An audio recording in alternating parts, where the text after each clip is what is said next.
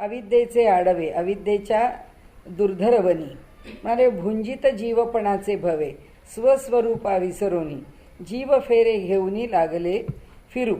म्हणजे त्यांनी असं म्हटलंय की अविद्यारूपी वनामध्ये, म्हणजे इथे त्यांनी वन ही कल्पना केली आहे, किंवा अविद्यारूपी अशा ह्या दुर्घट दुर्धर असं जे काही स्वरूप आहे, हे मायाजाळ आहे, भवजाल आहे, मोहजाल आहे, संसार सागर आहे, शब्द काही वापरा, पण हे सगळं जे काही आहे हे मोठं तरुण जाण्याला अवघड आहे किंवा ओलांडून जायला अवघड आहे. अशा ठिकाणी हा जो भुंजित जीवपणाचे भवे, जीव हा फेरे घेऊन फिरू लागला, म्हणजे जन्मजन्मांतरी या जन्मातून त्या जन्मात, त्या जन्मातून त्या जन्मात हा त्याचा प्रवास सुरू झाला. हा त्याच्या मागचा अर्थ आपल्याला. तया चैतन्याचे धावे कारुण्ये जो की, आणि म्हणाले त्याला आता त्या सगळ्या त्रासामध्ये, दुःखामध्ये तो टाहो फोडून ओरडतोय किंवा हाकारतोय, आक्रंदतो आहे, आणि त्याच्याकरता त्या भयानी तो व्याकुळ झालेला आहे.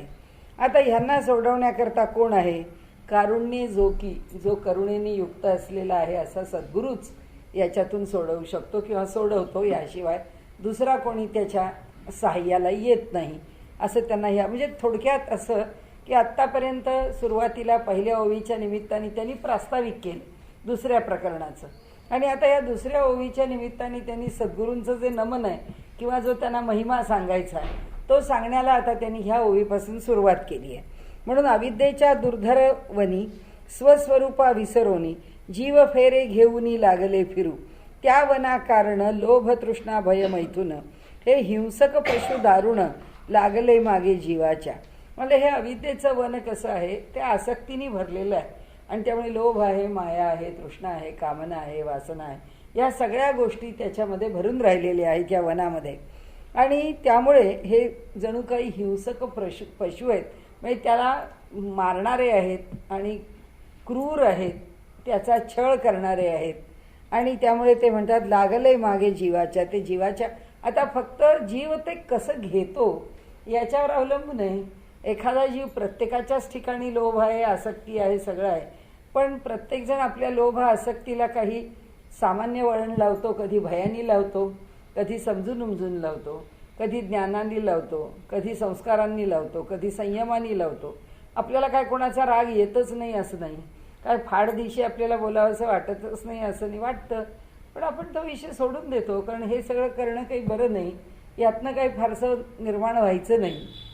काय होणार आहे, आला तर वाईटपणाच येईल. म्हणजे शेवटी आता कालचीच गोष्ट आहे, अजितदादा पवार उपमुख्यमंत्री व्हायचे ते झाले, छगनराव भुजबळ एवढासा चेहरा करून फिरत होते, काय उपयोग झाला? त्यांना माहिती आहे की 4 वर्षाची मुदत आहे, आपण आत्ता काही केलं तरी पुन्हा आपण नो वेअर होऊ, म्हणजे आपल्याला इथंच बसायचं. आता काय देतायत खातं माहीत नाही, त्याच्याकरता जे आडवाआडवी करायची ती करता येईल, पण मग चेहरा पाडायचा कशा करता? त्याच्याकरता इतक्या सगळ्या आपल्या तोंडातून उलटं सुलटं कशाला वक्तव्य करायचं? काही गरज नाही ना. ठीक आहे, आता हे राजकारण आहे, असं चालतंच. तू कधी आपली सद्दी असते, सगळ्यांनी ओढून ओरबाडून घ्यायचं, पण त्या ओढण्या ओरबाडण्याला सगळ्या वेळी आपलंच सामर्थ्य टिकेल असं कसं होईल? दुसराही कधीतरी बलवान होईल, कधीतरी आपण बलवान असतो. शपथविधी केला म्हणजे शपथ घेतली, पण तरी स्वतःचं बोलणं सोडलं नाही. हे सगळं तुम्हाला जड जाईल, पुढे बघा, हे एवढं ऐकवलं कशा करता? हे सगळं खरं आहे, राजकारणात हे असंच होतं. कधी कुणाला इथे म्हणजे कधी सुपात आहे तर कधी जात्यात आहे, असं होतंच, प्रत्येकालाच त्याच्यात जावं लागतं.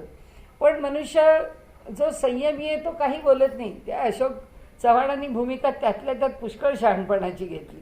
आता अर्थात त्या दिल्लीत जाऊन त्यांना काय आश्वासन मिळालं आपल्याला माहीत नाही, पण त्यांची उलट कधी प्रतिक्रियाच दिली नाही.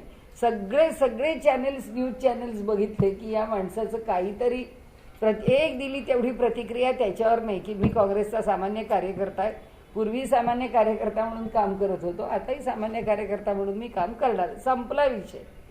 आता त्यांना कोणी विचारतं का मग त्याच्यावर मीडियाने काय दळण दळायचं ते दळावं, पण त्यांनी तेवढं सगळं दळण दळायला जागाच दिली नाही त्यांनी की यांच्याबद्दल लोक काहीतरी उलटं सुलटं बोलावं. मग त्यांना अशी इच्छा होती, मग त्यांना तशी होती, मग ते त्यांच्या विरोधात होते, मग ते ह्यांच्या गटातले होते, काही ठेवलं नाही. आता हा पुन्हा स्वभाव आहे, ही प्रवृत्ती आहे. म्हणून सांगितलं त्यांनी इथे की हे सगळे हिंसक पशु आहेत, ते काय प्रत्येकाला छळत नाहीत, असं प्रत्येकाला छळतात. होणारा जो अपमान आहे ते एवढी क्लिपिंग्स आपल्याला दाखवतात. ही समोरून माणसं जात आहेत, पण ते त्या ना कलमाडीकडे पाहायला तयार आहेत ना त्या अशोक चव्हाणकडे बघायला. म्हणजे कालचा मुख्यमंत्री म्हणून त्यांना भगत करणारे लोक आज त्यांच्याकडे फिरून बघत सुद्धा नाहीत. माणसं बघतायत सगळी. आता आज लाखो लोक त्या टीव्हीवर काय कोट्यावधी लोक पाहतात. हा काय त्यांचा कमी अपमान आहे? पण ठीक आहे, गप्प बसणे. आता गप्प बसणं हे सगळ्यात उत्तम. म्हणजे हा जो संयम आहे, कुणी संयमाने राहतं, कुणी भयाने राहतं. आता त्यातलं कुणाचं भय पण असेल की बाबा आत्ता वेडंवाकडं वागलं तर आपल्याला काही पुढे संधी मिळायची असली तर ती मिळायची नाही, म्हणजे गप्प बसणं बरं. छगन भुजबळ म्हणतील मी कशाला गप्प बसू, माझा ओबीसीचा एवढं मोठा, मी त्या संघटनेचा अध्यक्ष, माझी 8 लाख माणसं दिल्लीमध्ये, मला काय करायचं आहे गप्प बसून. म्हणजे ही जी सगळी अरेरावी आहे ही काय मोठी शहाणपणाची आहे का? तर खरं म्हणजे नाही. राजकारण जरी असलं तरी सुद्धा सौम्यतेने आपल्याच मतलबाचं राजकारण सुद्धा नक्कीच एका दर्जाचं राजकारण करता येतं. मनुष्याला काय करता येणार नाही. याही माणसाला ताकद तुमची ओळखूनच आहे. त्या छगन भुजबळांना डावलणं कुणालाच सोपं नाही आहे, कारण त्यांचा गट काही लहान नाही आहे, त्यांना कसं डावलू शकतील. पण हे जी अविद्या आहे ना ती नाचवते माणसाला. ते त्याला त्याच्या ठिकाणी ठेवत नाही की नाही आता गप्प राहणे, काय होईल ते बघणे, गप्प बसावं, होत नाही. म्हणून त्यांना लोभ आणि तृष्णा आणि भय हे सगळंच्या सगळं नाचवत राहतं ना, की त्या जागेचा लोभ आहे, ती जाईल की काय ह्याचं भय आहे, आणि आणखीन मिळावं याची इच्छा आहे. त्यामुळे ते चेहरा एवढासा करून मला गृहमंत्री होऊ देतात की नाही, किंवा मला पाहिजे ते खातं देतात की नाही, निदान महसूल खातं तरी द्या. काय जे आहे त्यांच्या मनात त्या प्रत्येक गोष्टीकरता धडपड केल्याशिवाय कोणी राहत नाही. हे सगळं ते म्हणतात की ही अविद्या आहे माणसाची, की ती त्याला आधी असं निर्माण होऊ नये. असं काही शक्य नाही. माणसाच्या ठिकाणी काही ना काही इच्छा आकांक्षा निर्माण होतात, पण त्याला वळण कसं लावावं हे अधिक महत्त्वाचं आहे.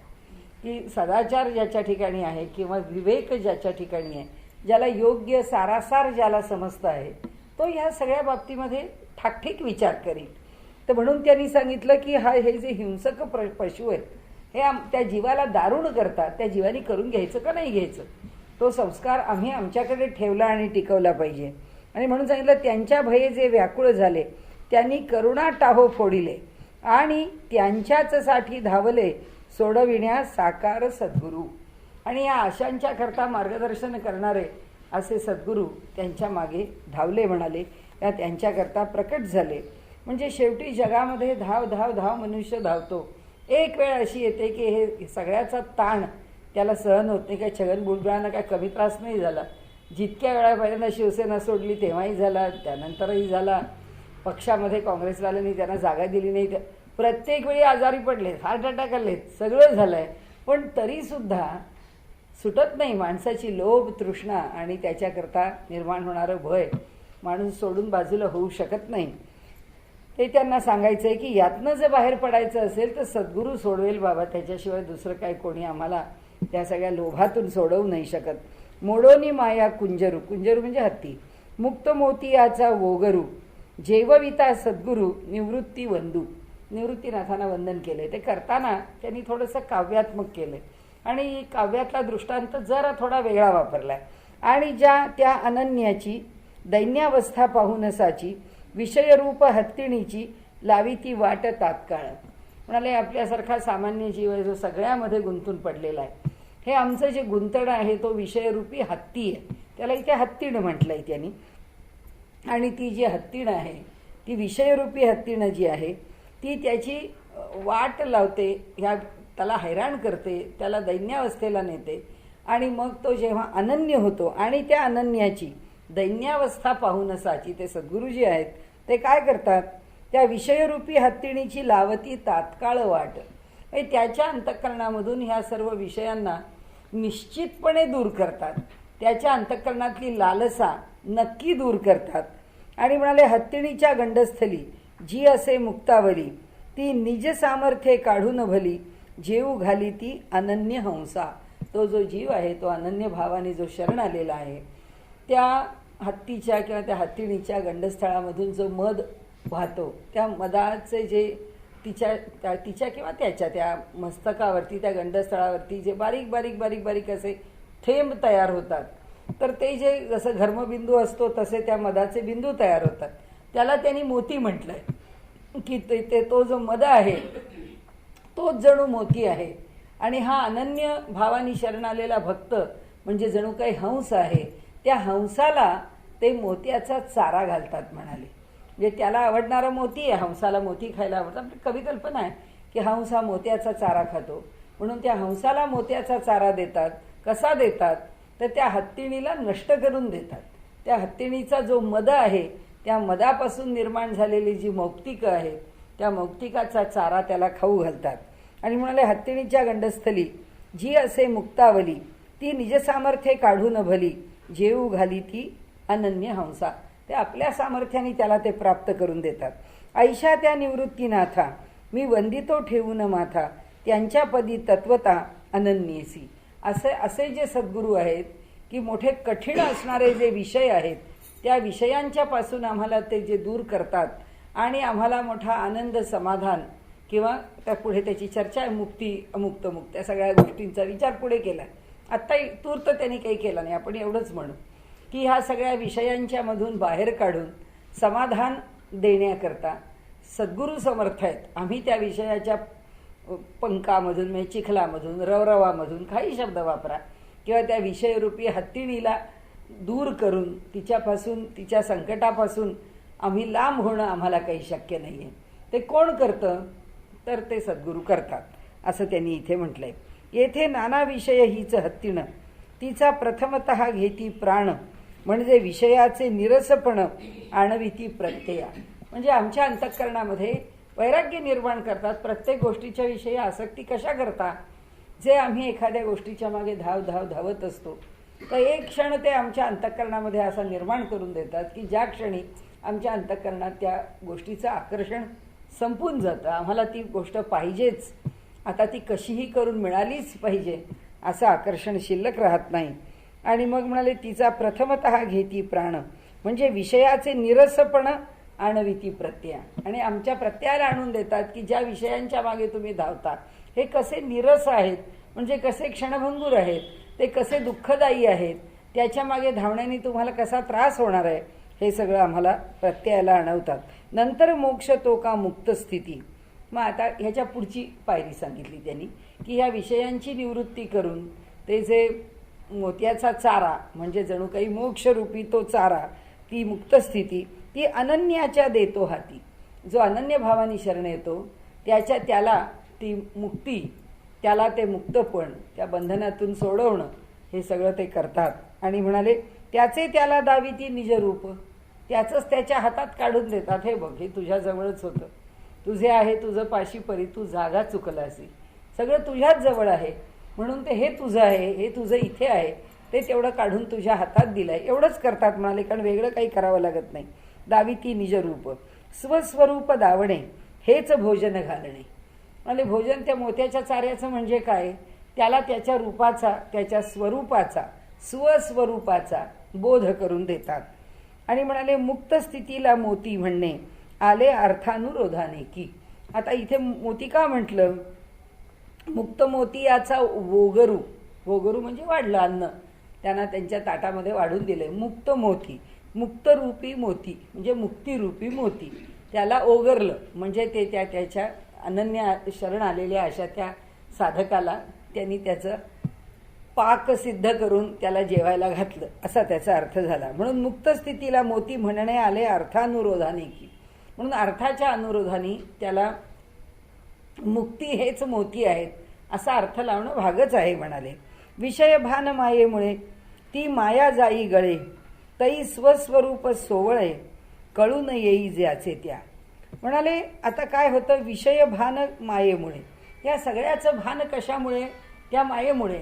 ती माया ह्या विषयाचं भान आम्हाला देते. आता ती माया जाई गळे कारण हे सगळं त्यांनी जेव्हा काढून टाकलं आमच्यापासून दूर नेलं. काय काय दूर नेलं विषय सगळे दूर नेले. ते विषय दूर झाले की ती माया आपोआप दूर झाली. आणि म्हणून म्हणाले ती आपोआप दूर होते. तरी स्वस्वरूप सोवळे सोवळे म्हणजे अस्पर्श अस्पर्श असलेलं ते जे स्वतःचं स्वरूप आहे ते कळून येई ज्याचे त्या ज्याचं त्याला आपलं रूप कळतं. केव्हा कळतं की जेव्हा हे सगळे विषय दूर जातात. विषय दूर गेले कीच चित्ताची शुद्धी होते. त्याचं चित्त शुद्ध झालं की माया आपला प्रभाव पाडत नाही. माया हे आवरण आहे मनुष्याच्या बुद्धीवरचं, विवेकावरचं. मग ते आवरण दूर होतं, मायेचं आवरण दूर होतं आणि त्याला स्वस्वरूपाचा बोध होतो. म्हणून या मायेचे निरसन आहे सद्गुरूचे अधीन. म्हणून ही माया कोण निरसन करतं? ते सद्गुरू करतात. आपल्याकडे असं म्हटलंय की शेवटची स्थिती जी आहे की जिथपर्यंत प्रयत्न करायचा आहे तो तिथपर्यंत ठीक आहे, पण त्याच्या पुढे ईश्वराचं दर्शन घडवणं हे स्वप्रयत्नाने कधीच होत नाही. ईश्वराचा कृपानुग्रह व्हावाच लागतो आणि त्याच्या अनुग्रहाशिवाय होत नाही. त्याचा अनुग्रह कोण करून देतो? सद्गुरू करून देतात. आणि म्हणून सद्गुरू हे त्या मोक्षापर्यंत घेऊन जातात. आणि म्हणून त्यांनी म्हटलं या मायेचे निरसन आहे सद्गुरूचे अधीन. ते आम्ही नाही करू शकत. या देवी सर्व भूतेषु भ्रांतिरूपेण संस्थिता नमस्तस्यै नमस्तस्यै नमस्तस्यै नमो नमः. भ्रांती आमच्याकडे तू ठेवलेलीच आहेस. ह्या भ्रांतीतून आम्हाला कोण दूर करील? सद्गुरू आपल्या स्वसामर्थ्याने तरी दूर करतील, किंवा ईश्वराच्या ठिकाणी इतका कृपेचा अनुग्रह झालेला आहे त्यांनी आमच्यावर केलेला आहे की तो इतका म्हणजे ओळखला आहे आमच्यावरती की काय तोच आमच्यावरती पूर्ण अनुग्रह करील. आणि म्हणून जसं सद्गुरूंच्या प्रांतामध्ये असं सांगितलं जातं की सद्गुरूच त्याला हे प्राप्त करून देतील. उपनिषदांनी सद्गुरू संकल्पना न घेता ते ब्रह्मसंकल्पना घेऊन सांगितलं यमे वैशवृणुते तेन लभ्या तस्यैष आत्मा विवृणुते तनुस्वाम.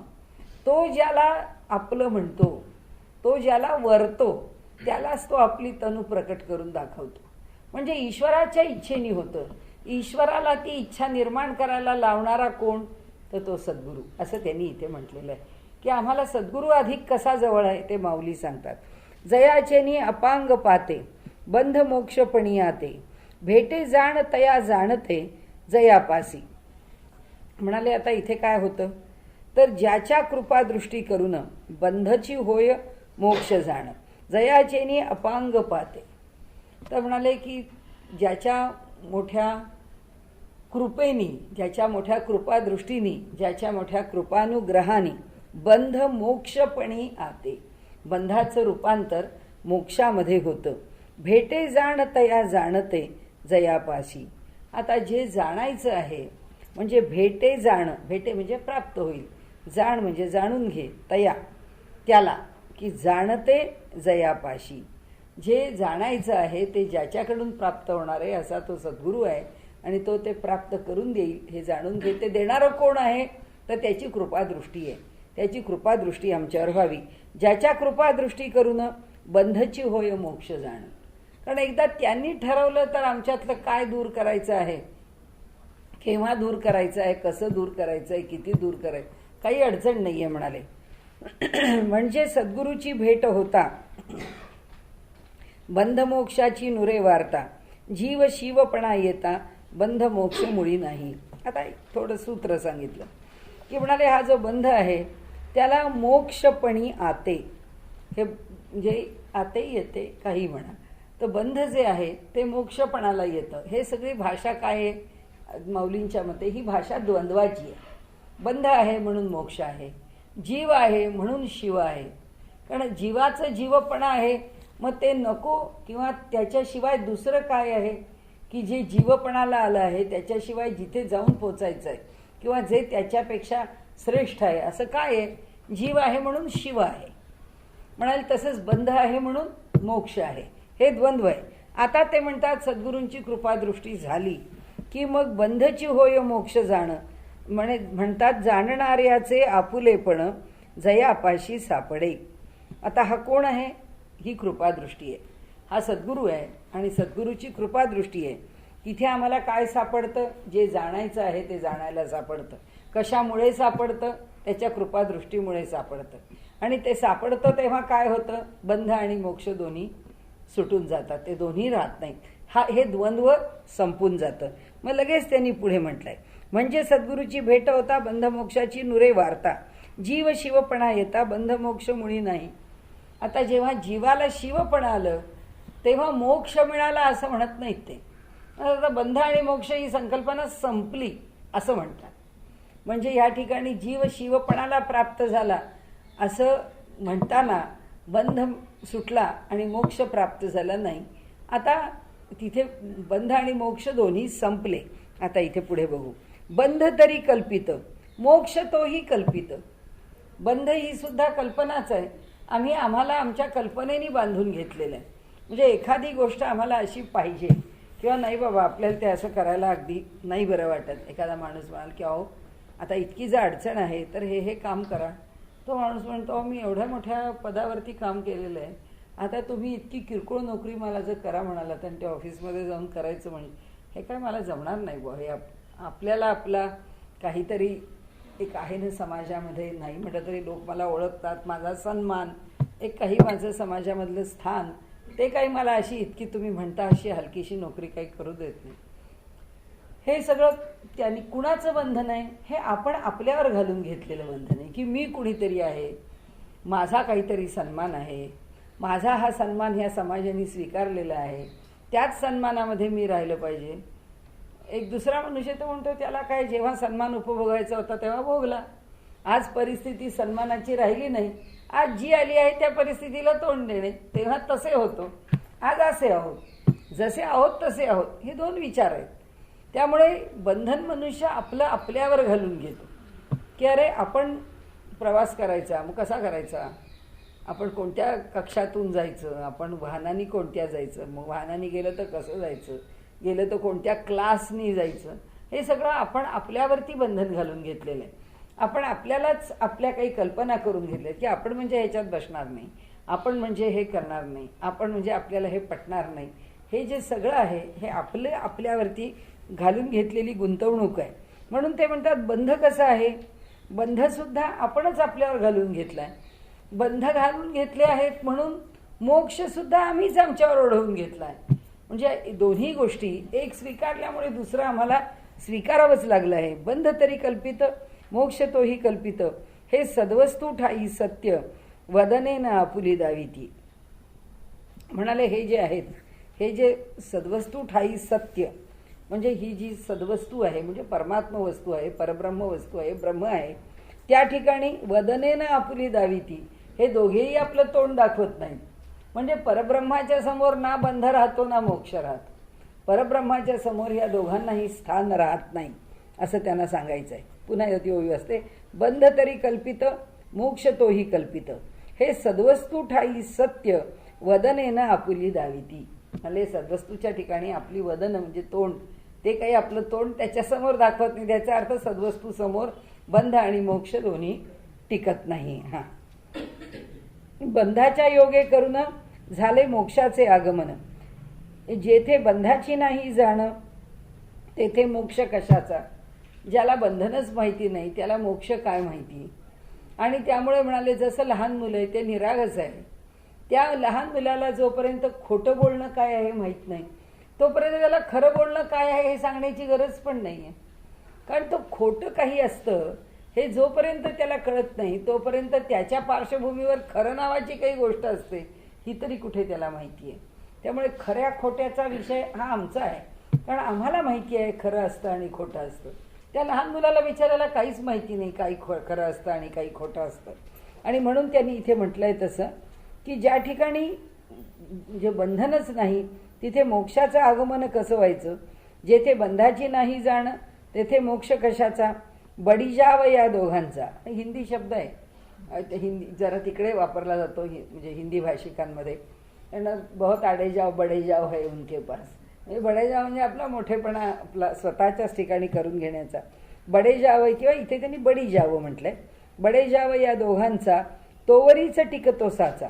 त्यांचा हा मोठेपणा आणि त्यांचं महात्म्य तोपर्यंतच राहतं जोपर्यंत की सद्वस्तूच्या ज्ञानाचा उदय न झाला तोवरी. म्हणजे त्या व्यक्तीच्या त्या साधकाच्या ठिकाणी जोपर्यंत त्या सद्वस्तूच्या विषयी यथार्थ ज्ञान झालं नाही तोपर्यंतच बंधन आहे, तोपर्यंतच मोक्ष आहे. ह्या सगळ्या गोष्टी तोपर्यंतच आहेत. आणि म्हणून म्हणाले सद्वस्तूचे हेच ज्ञान की जाणणे आपण आपण. आता सद्वस्तू म्हणजे काय त्याचं उघड केलं इथे वरती जे म्हटलं ना, भेटे जाण तया जाणणे जयापासी. म्हणजे त्यांच्या कृपेनी काय होतं, बंध आणि मोक्ष दोन्ही सुटून तर जातातच, पण आपलं जे स्वरूप आहे ते त्या साधकाच्या ठिकाणी प्रकट होतं. आणि म्हणून ते म्हणाले, सद्वस्तूचे हेच ज्ञान की जाणणे आपणच आपल्याला जाणून घेतो, आणि याचेच नाव शिवपण, या अभावी जीवपणा. म्हणाले, आणि यालाच शिवभाव किंवा शिव होणं असं म्हणतात. आणि याचा जोपर्यंत अभाव आहे तोपर्यंत आम्हाला जीवभाव आहे. आम्ही जीवभावाने तोवरच व्यवहार करतो जोपर्यंत आम्हाला स्वस्वरूपाची ओळख पटली नाही तोपर्यंत. जोपर्यंत स्वस्वरूपाची ओळख पटली नाही तोपर्यंत शिवपण नाही, आणि जोपर्यंत जीवपण आहे तोपर्यंत बंध आणि मोक्ष ह्या कल्पना पण आहेत, असं त्यांना आपल्याला सांगायचं आहे. म्हणून तो जीवाचा जीवपणा सद्गुरु कृपेने जाय जाणं. आता काय होतं, जीवाचं जीवपण किंवा हा जो आमचा अज्ञानाचा भाव आहे, ही जी अविद्या आहे की हा जीव हा परमात्म्यापासून वेगळा आहे, ह्याचं स्वतंत्र अस्तित्व आहे. काहीही झालं म्हणजे मरण, आता ते चुकतच नाही कोणाला म्हणून जरी स्वीकारलं तरी माणसाला मरणोत्तर अस्तित्व आहे असं म्हटलं तरी बरं वाटतं. चला आपलं कुठेतरी अस्तित्व हे नाही तिथं, तिथं नाही तिथं, पुन्हा जन्माच्या रूपाने नाही. पण अस्तित्व संपलं ही कल्पना सहन करू शकत नाही. आपलं अस्तित्व काही नाही म्हणजे कल्पना जर केली की गेला, आणि तो अगदी कोणी आपल्याला मोक्ष म्हटलं आणि त्याने सांगितलं तुम्हाला मोक्ष मिळाला आणि तुम्ही काय, तुम्ही त्या ईश्वराशी एकरूप झाला, मग त्याच्यात आता संपून गेला, मिळून गेला. मग मिळून गेला तर काय उपयोग? म्हणजे शेवटी तो मिळून गेला तर ते मिळून जाणं आम्हाला मान्य नाहीच आहे. आम्हाला ते मिळून जाण्याच्या आधी आम्हाला त्यात काहीतरी वेगळं पुन्हा सुख आहे का, पुन्हा तिथे माझं अस्तित्व आहे का, त्या अस्तित्वात मला कशाची जाणीव आहे? नाही तर एवढ्या भक्ती आचार्यांनी मोक्षाची एवढी उतरंड रचलीच नसती. माणसाला ह्या सगळ्याची जी हौस आहे त्या सगळ्याकरता अनेक प्रकारांनी मोक्ष सांगितला. वल्लभाचार्यांनी सांगितलंय की आपल्या अंतःकरणात ईश्वराविषयी प्रेम उत्पन्न झालं, तुमचं तुम्हाला नाही उत्पन्न करता आलं, आम्हाला शरण या. म्हणजे हा पुष्टी मार्ग काय आहे आणि ईश्वराविषयी प्रेम कसं निर्माण करावं हे आम्हाला माहिती आहे, हे आम्ही तुम्हाला शिकवतो. मग आता तुम्हाला तो प्रेमाचा उदय आम्ही तुमच्या अंतःकरणात करून दिला म्हणजे झालं, तुम्ही आता त्या मार्गाला लागले. म्हणजे त्यांच्या दृष्टीने आता तुम्ही आमच्या संप्रदायात आल्यानंतर, तुम्ही आमचे झाल्यानंतर, आता तुम्ही देह टाकला की तुम्ही कुठे जाल?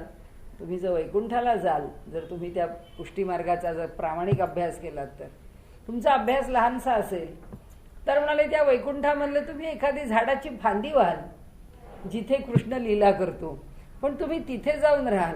एवढं जरी म्हटलं तरी ऐकणाऱ्याला बरं वाटतं. याचा अर्थ असा की वल्लभाचार्यांना जर आम्ही शरण गेलो आणि वल्लभाचार्यांचा जो पुष्टी मार्ग आम्हाला साधला तर आम्हाला नंतर सुद्धा त्या वैकुंठात स्थान आहे. म्हणजे आम्हाला मी म्हणून त्या जीवाला ही जी जाणीव आहे अज्ञानाची, वास्तविक पाहता एकच जर परमात्मा शेवटी उरत असेल तर हा जीव नावाचा काय पदार्थ आहे, हा काय वेगळा उरणार आहे? पण ते आम्हाला तो वेगळा उरणार आहे का नाही ह्या चर्चेपेक्षा आम्हाला आमचं अस्तित्व दुसऱ्याला सांगायला सगळं सोपं आहे, पण आपल्या स्वतःच्या अस्तित्वाबद्दल मात्र माणसाला नेहमीच वाटतं की कोणत्या ना कोणत्या तरी रूपात टिकावं. मग माणसं त्याच्याकरता ह्या पृथ्वी तलावर देणग्या देईल, नाही तर कशाला नावं देईल, नाही तर काहीतरी परंपरा सुरू करील, काही करील, पण त्या सगळ्याची अपेक्षा त्याच्या अंतःकरणातून जात नाही. त्याचं अस्तित्व टिकावं ही. आणि म्हणून ते सांगतात की जीवाचं जीवपण जेव्हा जातं सद्गुरु कृपेने जाय जाणं. नाही तर आपल्याला अगदी उत्तर कुठे मिळतं?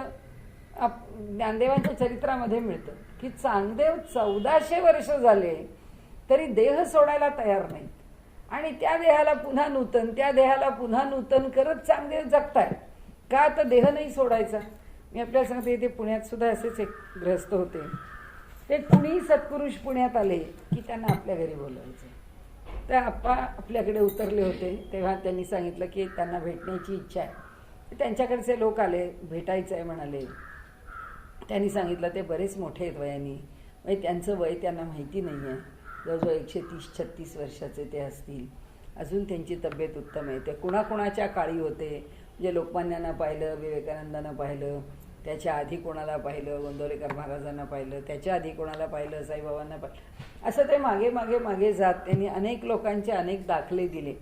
आणि त्यांनी शेवटी दाखला देताना तर हा पण दाखला दिला की ते म्हणजे 1857च्या स्वातंत्र्य समराचे ते साक्षीदार आहेत. त्या 1857 मध्ये सुद्धा त्यांना स्मरण आहे, ते त्यावेळी होते वगैरे.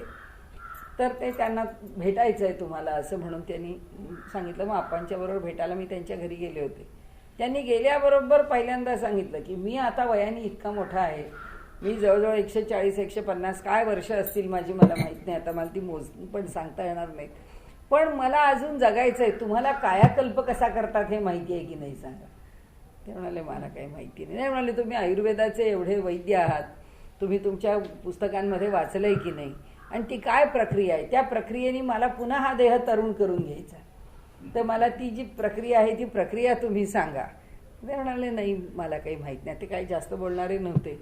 ते परत आले. पण चांगदेवांनी 1400 वर्ष आपलं जीवन चालवलं आणि ज्ञानदेवांना भेटल्यानंतर जेव्हा त्यांना चांगदेव 65च्या निमित्ताने उपदेश मिळाला आणि जेव्हा त्यांना कळलं की शेवटी देह किती दिवस धरून ठेवायचा आहे आणि हा देह धरून शेवट काय त्याचा, म्हणजे शेवटी त्यात काही ज्ञान आहे का काय आहे ते काही नाही, उलट जर मला मी काय आहे हे ज्ञान झालं तर माझं देहाचं आकर्षण सुटून जाईल. आणि ज्ञानदेवांनी उपदेश केल्यावर त्यांचं ते आकर्षण सुटून गेलं. ते काही पुन्हा त्या देहाकरता धडपड करत बसले नाहीत.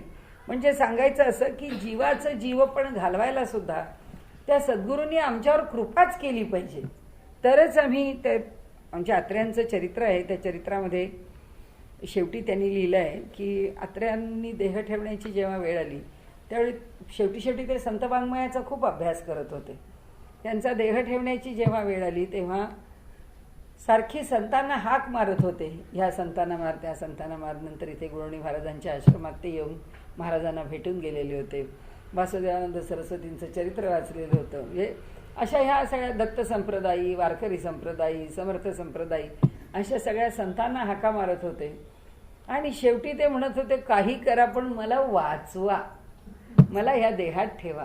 म्हणजे त्यांनी त्याच्यात म्हटलंय की शेवटी आपण संत वाङ्मयाचा अभ्यास केला म्हणून मनुष्याची आसक्ती सुटते असं नाही आहे. त्यांनी त्यात असं म्हटलंय की त्यांना नेमकं आता लिहिणारा काही असं उलगडून लिहित नाही की बाबा त्यांना जगण्याविषयी आसक्ती होती, पण एक क्षोभ होता अंतःकरणामध्ये, एक भय होतं, एक अपेक्षा होती, एक जगण्याविषयीची ओढ होती. काय जे म्हणायचं असेल ते त्याच्याकरता शब्द येतील, पण त्या चरित्रामध्ये त्यांच्या ते लिहिलेलं आहे. सांगण्याचा हेतू असा आहे की शेवटी तितकी सद्गुरूची कृपा झाल्याशिवाय मनुष्य देहापासून आसक्त असणारा जो भाव आहे तो दूर करू शकत नाही.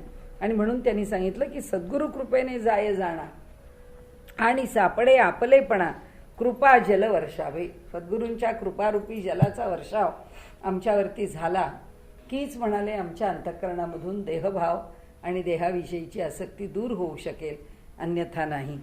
जैसे का पात्र मलिन जलप्रवाही येता जाण मलाचा नाश होऊन मूळ स्वरूपा पावते.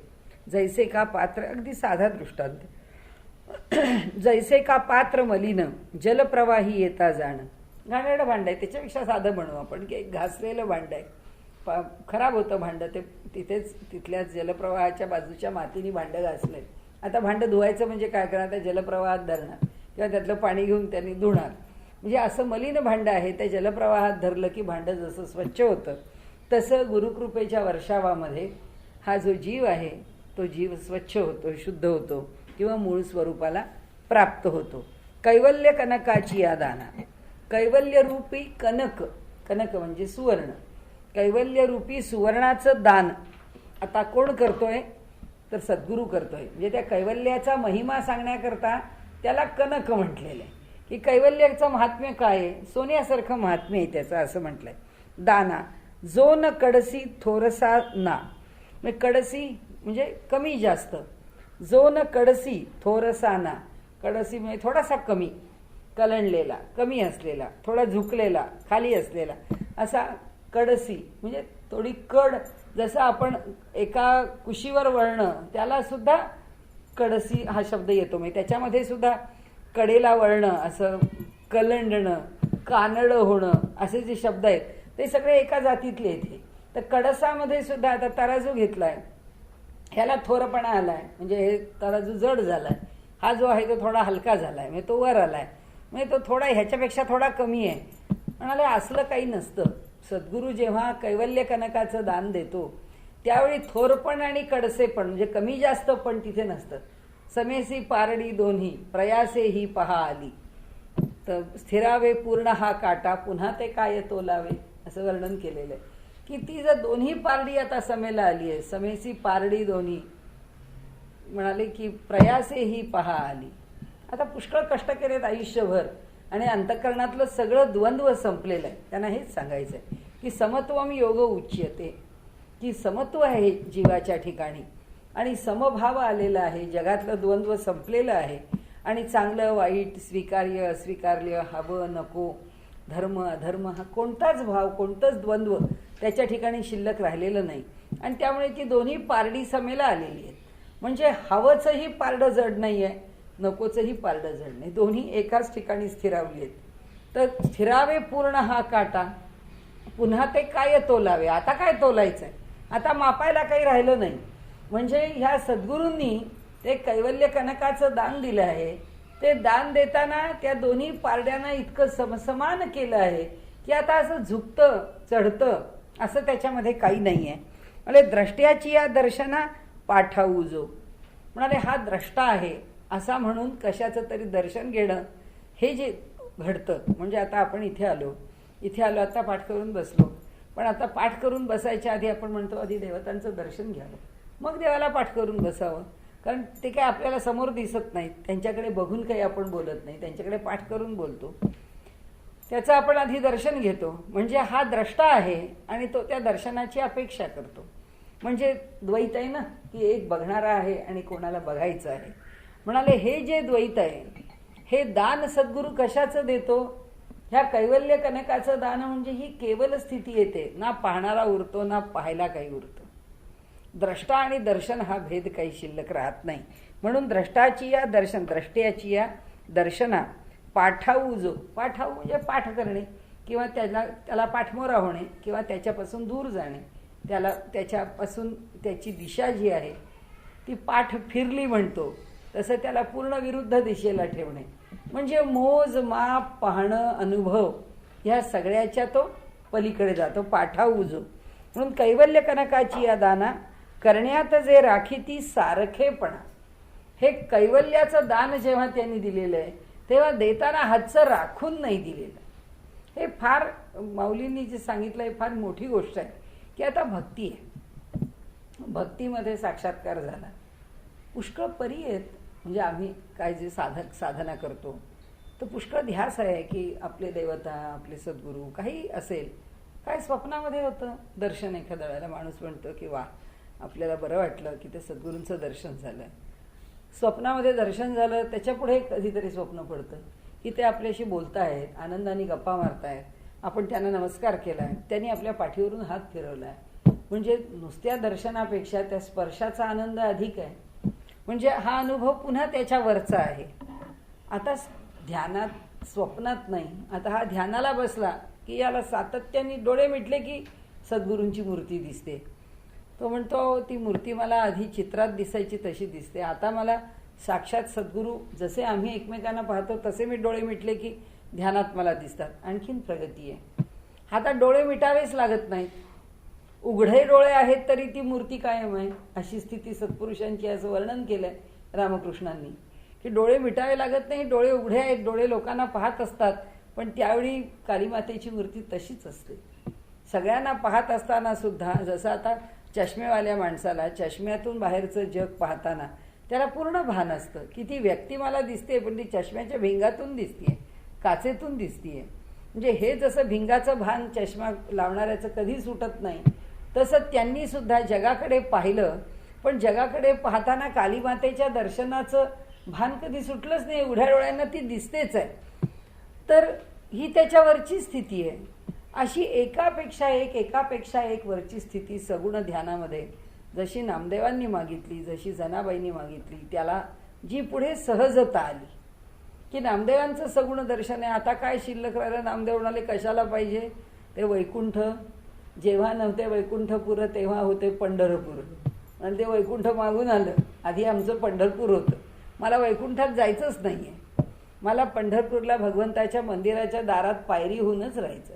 माझ्याच अंगावरून सगळे संत सज्जन पाय देऊन पुढे जाऊ देत. ही भावना केव्हा की तो सगुणाचा साक्षात्कार पूर्णत्वानी झाला. आता सगुण रूपामध्ये भगवंताला जे पाहिलं ते ज्या परिसीमेनी, ज्या उत्कटतेने पाहिलं, आता ह्याच्या पलीकडे पाहायला काही शिल्लक राहिलं नाही. ही स्थिती काय झाली आहे सगुणाची, ही परिपूर्ण सगुणाची स्थिती आपल्याला दिसते. जनाबाई आहे, खेळते, भगवंत आंघोळ घालतोय, तिच्याबरोबर दळण दळतोय, तिच्याबरोबर जेवतो आहे, तिला ती उपाशी आहे, केस खराब झालेत, केसांना तेल नाही, तेल लावतोय, तिला गरम पाणी आणून देतोय, आंघोळ घालतोय, काय करत नाहीये.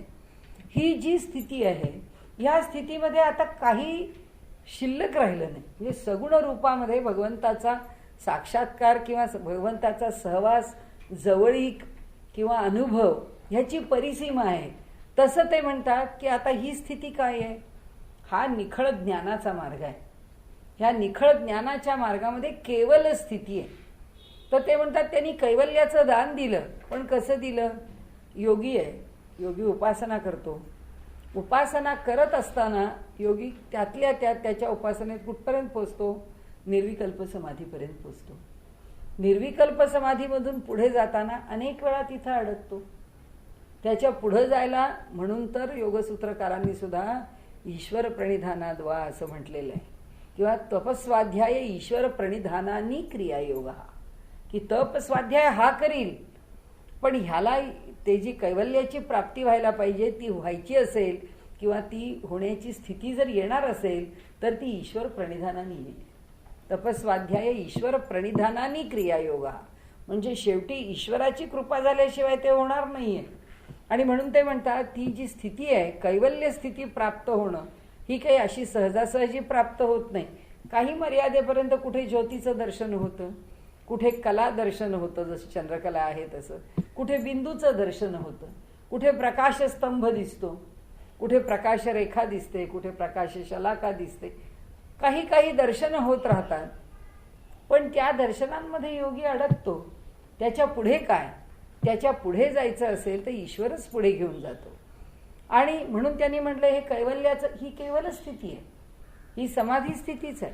ह्या समाधी स्थितीमध्ये जेव्हा केवळ प्रकाशाने ती स्थिती भरून जाते ध्यानाची, तिथे काहीच दुसरं दिसत नाही, देहाचं भान नाही, कशाचंच भान नाही. तिथे फक्त त्या केवळ भगवंताच्या तेजाशी किंवा त्या तेजाचा अनुभव आहे आणि त्या तेजाच्या अनुभवाचा आनंद आहे. आणि तो मिळतोच, मिळणार नाही असं होणार नाही, पण तो तिथंच थांबतो. म्हणजे कैवल्याच्या वाटेवर आहे. कैवल्याच्या वाटेवरती 90% पोचला असेल, शेवटी 10च पायऱ्या उरल्या असतील, 90 पायऱ्या चालला असेल, पण 10 पायऱ्या नाही चाललेला. ते म्हणतात सद्गुरू असं करत नाहीत, शिष्याला 90व्या पायरीवर नेऊन ठेवत नाहीत, शिष्याला 100व्या पायरीवरच नेऊन ठेवतात.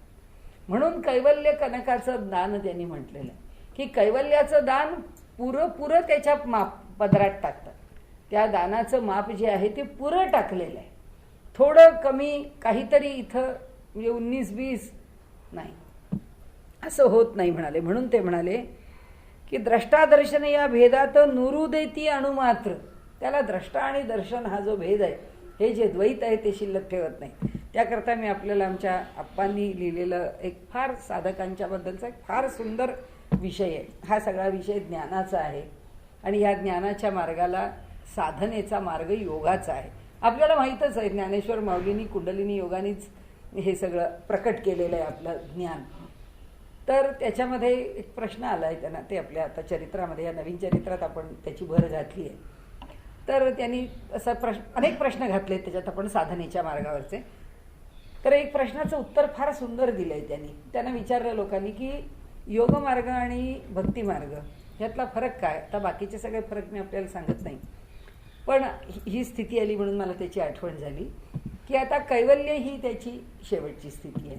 इकडे भक्ताची, भगवंताच्या साक्षात्काराची अगदी अद्वैत भावाने अनुभूती ही शेवटची स्थिती आहे. तर म्हणाले हे दोघेही जण परमात्मा स्वरूपामध्ये विरघळून, आता अस्तित्व नाहीच राहणार ना, अस्तित्व सोडूनच द्यायचं आहे, आपलं वेगळे पण शिल्लक ठेवायचंच नाही. तर माझं मी पण सोडल्याशिवाय तर तो परमात्म्याचा तो अंतिम साक्षात्कार नाही. मग म्हणाले तो भक्त जो आहे तो आणि योगी जो आहे तो परमात्म्याशी कसा एकरूप होऊन जातो, त्याच्यामध्ये त्याची एकरूपता कशी असते, त्यांनी फार सुंदर दृष्टांत दिला. ते म्हणाले योगी जो आहे ना तो खडीसाखरेच्या खड्यासारखा विरघळतो आणि भक्त जो आहे ना तो बर्फासारखा विरघळतो. तर ती जी मुलगी लिहिते माझ्याकडे लिहायला येते ती म्हणाली की काकू हे काय आहे हो असं, मला काही कळलं नाही म्हणाली. हे बर्फासारखा विरघळतो आणि हा म्हणजे खड्यासारखा खडीसाखरेच्या विरघळतो. म्हटलं अगं असं आहे, तुला थोडं माहिती आहे म्हणून तुला सांगते, कारण लहान आहे मुलगी ती लिहिणारी. तर योगमार्ग जो आहे त्याच्यामध्ये द्रष्टादर्शन हे जे द्वैत आहे, ध्यानामधलं जे द्वैत आहे, किंवा तदैव अर्थमात्र निर्भासम स्वरूप शून्यमिव समाधी, समाधीचं वर्णन केलं आहे की शेवटी तो एकटा एक राहतो परमात्मा.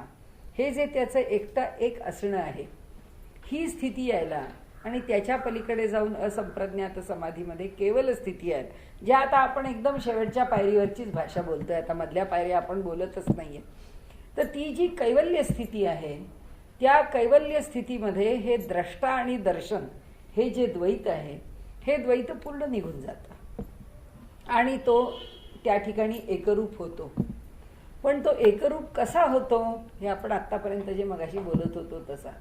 खडीसाखरेचा खडा जेव्हा पाण्यात विरघळतो तेव्हा खडीसाखरेची जी गोडी आहे ती गोडी त्या पाण्याला येतेच. म्हणजे त्याचं खडीसाखरेचा जो गुणधर्म, त्याचा जो तन्मात्र आहे, तो तन्मात्र त्या पाण्यात पुन्हा शिल्लकच राहतो. म्हणजे त्याचं वेगळेपण अजून आहेच. कारण का आहे? कारण योगाने ज्या तत्वज्ञानाचा स्वीकार केला आहे त्या तत्वज्ञानाच्या स्वीकारामध्ये हा प्रत्येक जो जीव आहे त्याचं एक स्वतंत्र अस्तित्व आहे. हा प्रत्येक, म्हणजे आपण आता इथे समजा 25 माणसं बसलेली आहोत, तर आपल्या इथे असणारं जे चित्त आहे किंवा जे चैतन्य आहे ते आपण, आपली अद्वैताची भाषा काय बोलते, हे सगळं एकच आहे. आपल्या सगळ्यांच्या अंतःकरणामध्ये भरून राहिलेलं जे चैतन्य आहे ते एकच आहे. योगी म्हणतो तसं नाही. ज्याला आम्ही परमात्मा म्हटला आहे तो पुरुष विशेष आहे आणि आमच्या सगळ्यांच्या ठिकाणी जो आहे तो पुरुष आहे. आता समजा माझ्यापासून आपण मोजायला सुरुवात केली तर पुरुष नंबर 1, पुरुष नंबर 2, पुरुष नंबर 3, पुरुष नंबर 4, 5 असा. म्हणजे हा एक वाला पुरुष जो आहे तो शेवटपर्यंत एकच राहणार, 2 वाला आहे तो 2च राहणार.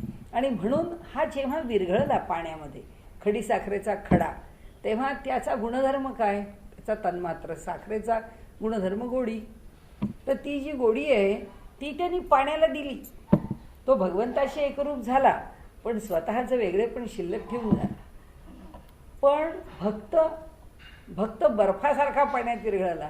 बर्फ काय आहे? पाण्याचंच घनरूप आहे आणि तेच घनरूप पुन्हा पाण्यात पातळ झालं. म्हणजे मी पाणीच आहे, पाण्याचा मला जीवभाव म्हणून तू मला बर्फ केलास आणि जेव्हा मी पुन्हा तुझ्यात आलो तेव्हा मी पाणीच झालो. म्हणजे मला वेगळा कोणताच गुणधर्म नाही आहे. तू मला जेव्हा जीवभावाला दिलंस, इथे जे वर आपण वाचतोय ना की जीव आणि शिव एक झाला की त्याच्यात आता वेगळी चर्चा करायला काही राहिलं नाही. तसं हा जो भक्त आहे तो बर्फासारखा जो विरघळला पाण्यामध्ये, म्हणजे त्याच्या पुढे जाऊन ते जे लिखाण आहे त्याच्यावर माझ्या मनात आलं की वास्तविक पाहता तत्वज्ञानाची जी भाषा आहे ती तत्वज्ञानाची भाषा काय म्हणते नेहमी, आपल्याकडचं हे प्रसिद्ध उदाहरण आहे.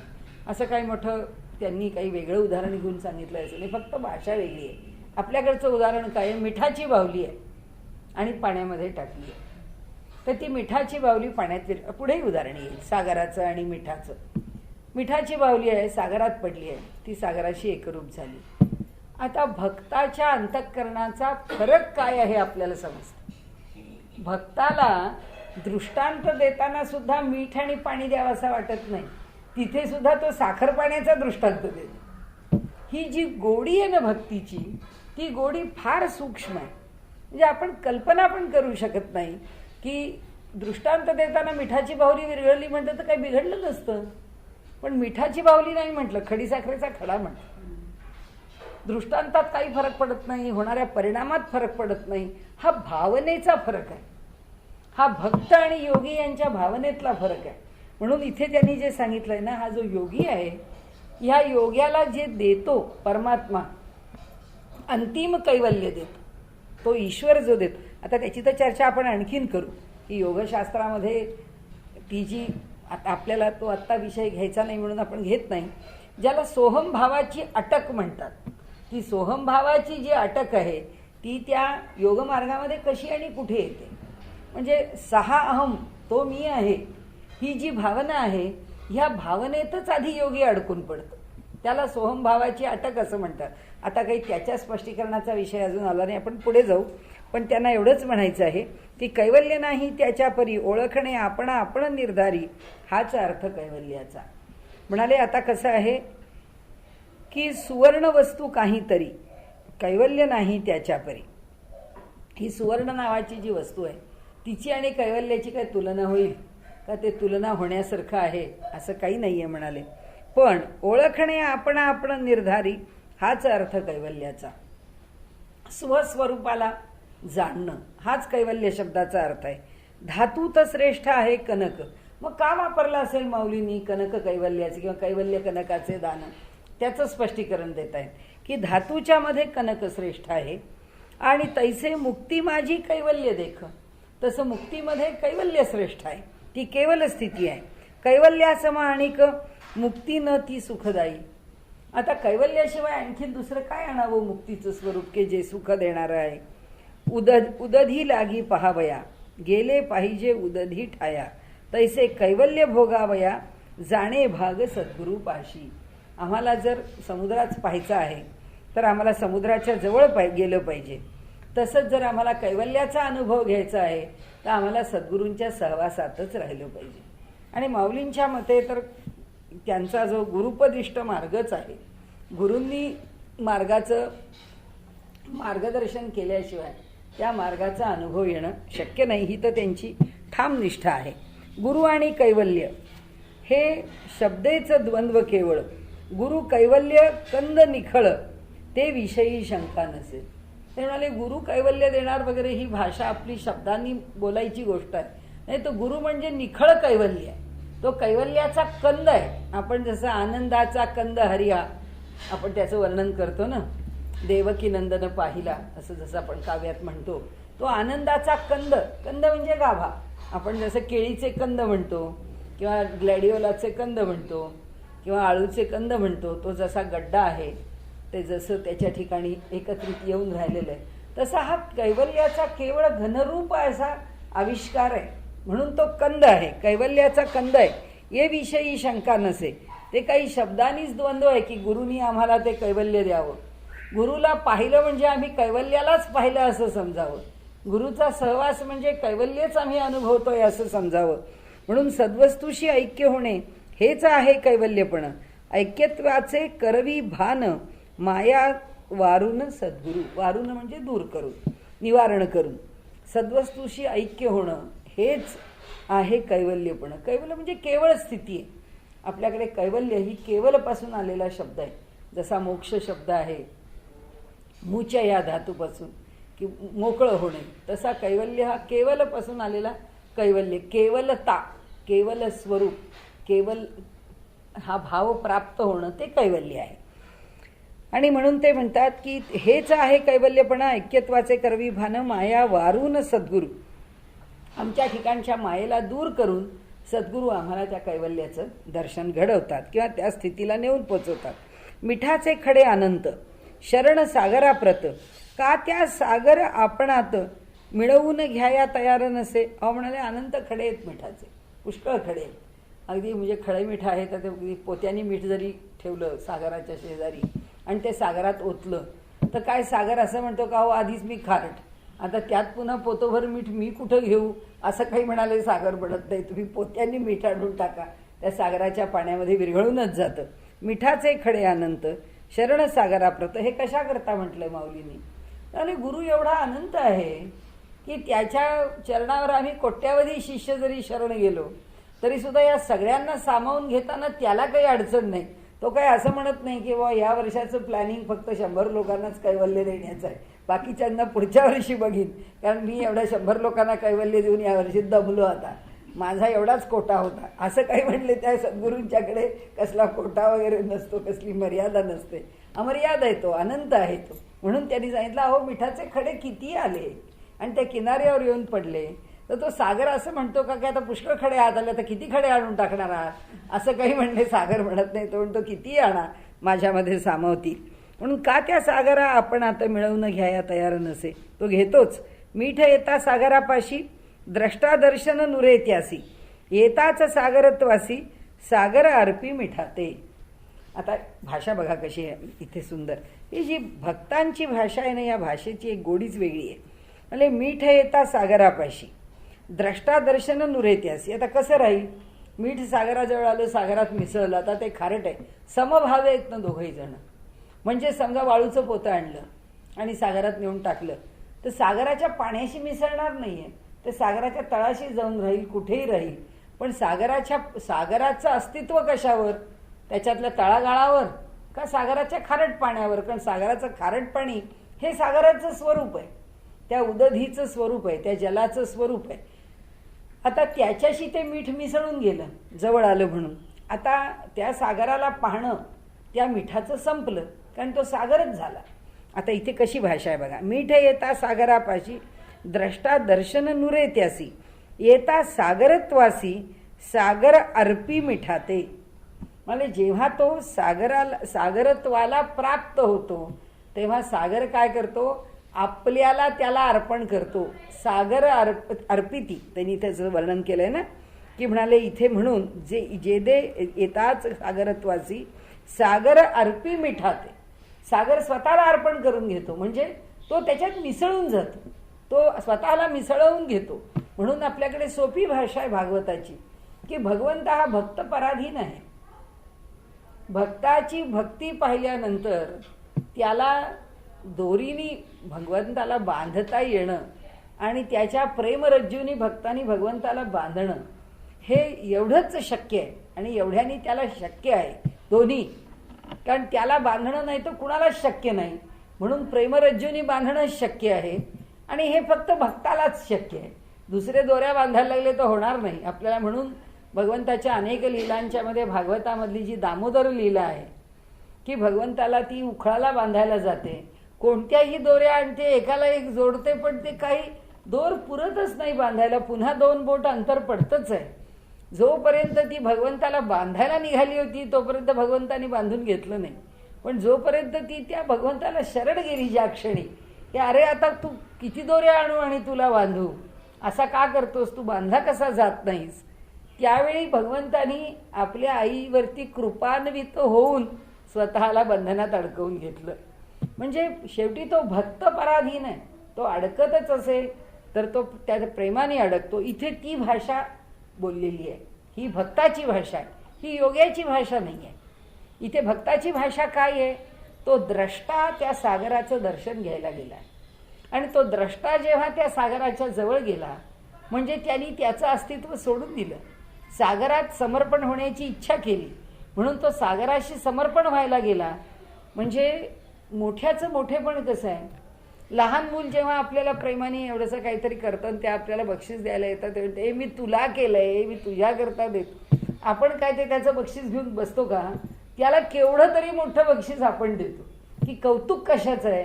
की त्या एवढ्याशा जीवाला प्रेम वाटलं आणि त्या जीवाने आपल्याकरता काहीतरी त्याला करावंसं वाटलं, म्हणून त्यांनी धडपड केली आणि ते आपल्यापर्यंत पोचवलं. ते तसं आहे भगवंताचं, की जेव्हा हा त्या सागराशी पोचला आणि ह्या मिठाने आपल्याला त्या सागरात टाकून घेतलं, त्याबरोबर सागर असले वा वा आता आले वाटतं तुम्ही आमच्यामध्ये मिसळायला, असं सागर म्हणत नाही. सागर म्हणतो अरे तू कसा, तू कुठे माझ्यात येतो, मी तुझ्यात येतो, मी तुझ्यात मिसळतो. म्हणून त्यांनी इथे असं म्हटलंय की येताच सागरत्वासी, तो सागराशी एकरूप व्हायला जेव्हा आला तेव्हा सागर अर्पी मिठाते. ही भाषा जी आहे हे खरं भाष्य आहे. आपल्याला ह्या भाष्याला केशवराव देशमुखांनी एवढं नावाजलं आहे, त्याचं कारण आहे केशवराव देशमुख हे अमृतानुभवाचे फार मोठे अधिकारी, आणि केशवराव देशमुखांनी एकूण संतत्वाचा अधिकार पण मोठा आणि व्यासंग पण मोठा. पण त्यांनी दासगणू महाराजांना म्हटलं की तुम्ही हे जे भाष्य लिहिलंय, ह्या भाष्याची गोडी काही वेगळी आहे म्हणाले. असं भाष्य मी नाही आता कोणाचं पाहिलं माझ्या आयुष्यामध्ये. हे अप्रतिम. ह्याचं कारण आहे की एका भक्तानी ते भाष्य लिहावं आणि योगावर ते भाष्य लिहावं. माऊलींनी योगाच्या अंगाने मांडलेला जो विषय आहे तो भक्तीच्या अंगाने त्यांनी स्पष्ट केला. माऊलींना भक्ती नव्हती का? माऊलींना भक्तीच होती. हा जो अनुभव दिला आहे तो त्या भक्तीचाच आविष्कार आहे. पण तो त्या नेमक्या शब्दामध्ये येणं आणि त्या विद्वज्जनांना तो मान्य होणं हे त्याचं वैशिष्ट्य आहे. आणि म्हणून इथे मी म्हटलं तसं आपल्याला की आपल्याला जाणवतं की ह्या मोठ्या लोकांना ते कुठे भावत असेल, ह्या भाष्याचं मोठेपण कुठे जाणवत असेल. ती म्हटलंय, सागर आपण होऊन जे दे मिठासी सागरपण, ते मीठ सागरी भिन्नपण मूळचेच नाही म्हणून. म्हणाले, का सागर त्याला आपलेपण देतं, का त्याला आपल्यात सामावून घेतं? कारण मुळात ते सागरापासून वेगळं नाहीच आहे म्हणून. सागर खारट आहे आणि त्या खारटाशी ते मीठ जे आहे ते एकरूप होत आहे. कारण का, तो मूळचाच गुणधर्म आहे, त्या गुणधर्माशी तो गुणधर्म एक झालेला आहे. म्हणून ते सजात जरी नसते तरी न मिळते सागराते. ते जर सागराच्या जातीचं नसतं तर ते सागराला मिळालं नसतं. आणि म्हणून तैसेच तंतोतंत येथे आहे समजा विबुध हो. तसंच जीवाचं आहे. हा जीव जर त्या शिवापासून, परमात्म्यापासून, परब्रह्मापासून जर अलग होऊन त्या अविद्येच्या आवरणामध्ये अडकलाच नसता, दुसरंच काहीतरी हे प्रकरण असतं, तर त्यांनी कशाला सामावून घेतलं असतं. आणि म्हणून आपल्याला मोठेपण तुकाराम महाराजांचं वाटतं की जीवाला परब्रह्म सामावून घेईल यात काही नवल नाही. तुकाराम महाराजांची काया सामावून घेतं हे नवल आहे, की त्या कायेला बरोबर घेऊन जातं, की सदेह वैकुंठाला जाता येतं. त्या कायेचं सामर्थ्य काय, हा अधिकार काय, म्हणजे नवल त्याचं आहे की ती काया किती शुद्ध झाली, ती काया काय अधिकाराची झाली, की ज्याच्यामुळे परमात्म्याला ती तशी न्यावीशी वाटली, तिला जाता यावं. आणि तुकाराम महाराज म्हणजे काय, आजकालचा राजकारणी मनुष्य काय, आज एक बोलला उद्या एक बोलला. तुकाराम महाराज जेव्हा सांगतात की मी ब्रह्मीभूत काया होतसे कीर्तनी, आमचं शरीर सुद्धा ब्रह्मस्वरूपाला प्राप्त होतं. नुसतं बोलत नाहीत, ती प्रत्यक्ष कृती करून दाखवतात की नुसतं ब्रह्मभावाला प्राप्त होत नाही, ते ब्रह्मरूप होऊन परब्रह्माला जाऊन मिळतं. म्हणून त्यांनी इथे सांगितलं की अहो तो का जवळ करतो, तो सजातीय म्हणून जवळ करतो. म्हणाले, क्रिया मीठ विरघळण्याची तीच सद्गुरूची होय साची, विरघळणे क्रिया ही समुद्राची, भेट होता होतसे.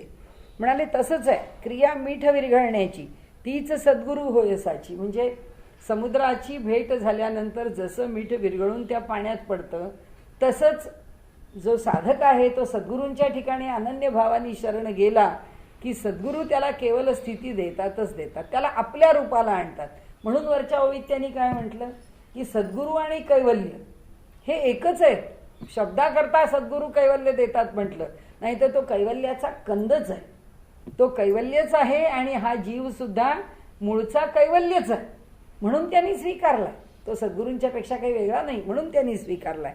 म्हणून म्हणाले, सद्वस्तूच जगतात भरून राहिली ओतप्रोत, आणि सद्गुरू तोही त्यात. जो आमचा सद्गुरू आहे, सर्वदूर परब्रह्म भरून राहिलंय, ते तर पहिल्या अध्यायात आपण सगळं पाहिलं, पहिल्या प्रकरणात. तो सर्वदूर भरून राहिलेला आहे आणि त्या सगळ्यामध्येच आपला सद्गुरू भरून राहिला.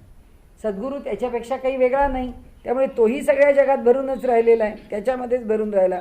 भरून राहिली ओतप्रोत ही सद्वस्तू, आणि सद्गुरू तोही यात समरस होऊन राहिला. म्हणून द्रष्टादृश्य दर्शन हे भेद घालवून, शरणागताला आपुलेपण देती सद्गुरू निज कृपे. आणि म्हणून म्हणाले, सद्गुरू त्याला आपणासारखे करीती तात्काळ, नाही काळ वेळ तया लागी.